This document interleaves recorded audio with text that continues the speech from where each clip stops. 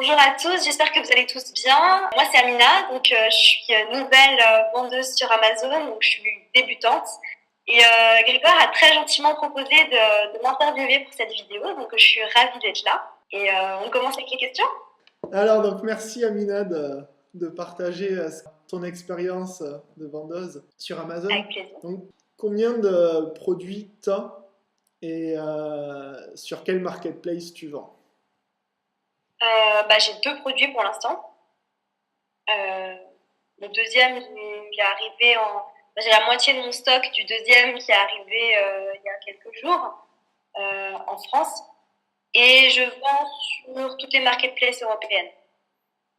Ok. Alors après, bon, mon listing est en ligne sur toutes les marketplaces européennes. Ça ne veut pas dire que je vends sur toutes les marketplaces européennes. L'Espagne, ça ne fonctionne pas pour moi. Les Espagnols n'achètent pas mes produits. Mais mis à part ça, je vends partout. Est-ce que tu conseilles à quelqu'un qui se lance de vendre sur toutes les marketplaces pour son premier produit?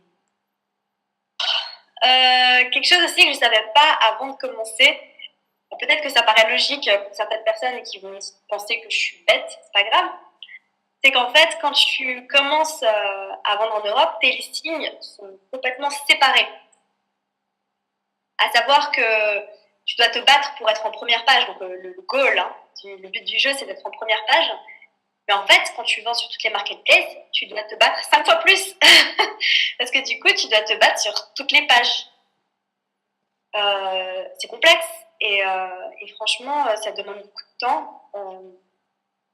Moi, j'ai tendance à me battre pour l'instant que sur les marketplaces sur lesquels je vends beaucoup. Donc, je vends pas mal en France et en Italie pour des raisons qui me sont inconnues. Je ne sais pas pourquoi. Les Italiens aiment mes produits. Donc, Et est-ce que quand tu as fait ta recherche avec Jungle Scout, les chiffres étaient bons en Italie? Alors, pour ce produit-là, je n'avais pas regardé en Italie. Je m'étais concentrée au UK et à la France. Je n'avais pas regardé en Italie. Et j'ai eu la bonne surprise de voir qu'en fait, ça marchait bien en Italie. Je suis contente. C'est cool. Mais du coup, c'est très difficile parce que tu dois te battre partout. Et le meilleur pour la fin, c'est que tu dois faire du PPC partout. Et du coup, tu peux dépenser beaucoup d'argent comme ça. Tu vois ce que je veux dire? Amazon, ils sont gentils parce qu'ils t'offrent 25 € de clic pour tous les premiers vendeurs. Donc ça, c'est sympa. Sauf que après, quand tu veux continuer, ça revient vite cher. Si tu fais du PPC sur toutes les marketplaces, moi, je mets 10 € par jour. Mais autant te dire que je mets 10 € en France. Sur les autres marketplaces, pour l'instant, je ne fais pas de PPC.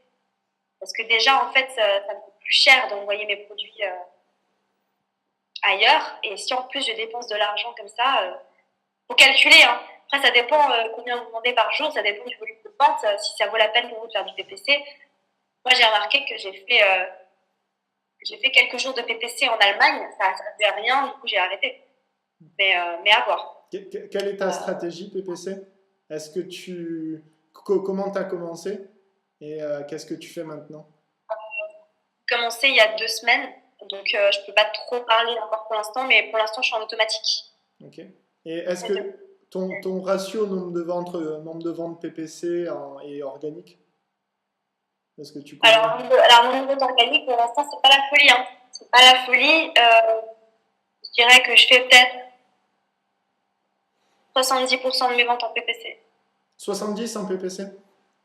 Ok. Et moi, la première semaine, les 2 premières semaines, c'est 100% des ventes en PPC. C'est Okay. pas de vente organique, au début, tu es en phase. Et les campagnes sont rentables au début? Les campagnes sont rentables. C'est difficile. Parce que dans certaines marketplaces, on avait discuté de ça, je pense, j'ai été obligée, en fait, de miser très haut pour être en première page. C'est-à-dire que, par exemple, au UK, pour mon premier produit, la mise était à 3 pounds pour être en première page. C'est pas possible. Enfin, moi, j'arrivais pas à suivre parce que j'avais un budget à 7 pounds. Du coup, 3 clics et c'est fini. Mais bon, finalement, je me suis dit, écoute, Amina, fais ta propre mise, essaye pas absolument d'être en première page et regarde si tu fais des ventes. Et au final, je faisais quand même des ventes.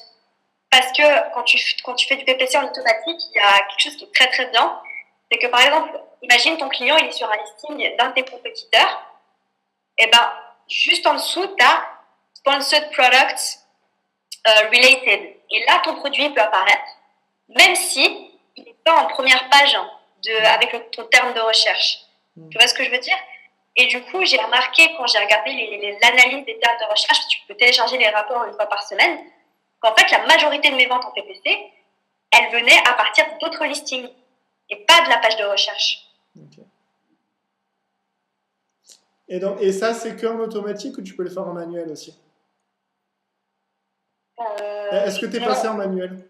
Non, c'est qu'en automatique. Je crois que c'est qu'en automatique. Je suis pas encore passée en manuel. Je pense, enfin, j'ai entendu des gens aussi dire que c'était qu'en automatique. Ouais, ok.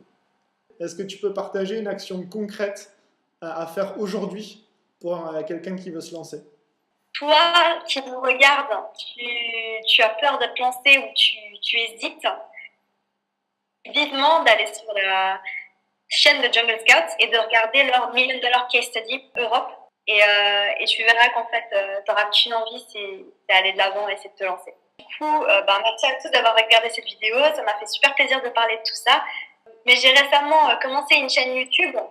Donc, si vous voulez aller voir, faire un petit tour sur ma chaîne, ça me ferait plaisir. Si vous pouvez me donner vos avis et si surtout vous avez envie d'échanger, de partager, ça me ferait plaisir aussi de pouvoir parler de cette incroyable aventure avec des personnes. Et si vous avez des questions aussi, je répondrai avec plaisir. Donc, le nom de ma chaîne, vous cherchez simplement mon nom, c'est Amina Suter. Pareil sur Instagram, Amina Suter. Et voilà. Je mettrai le lien, ce sera le premier lien dans la description. Ah, c'est gentil, merci, t'es chou.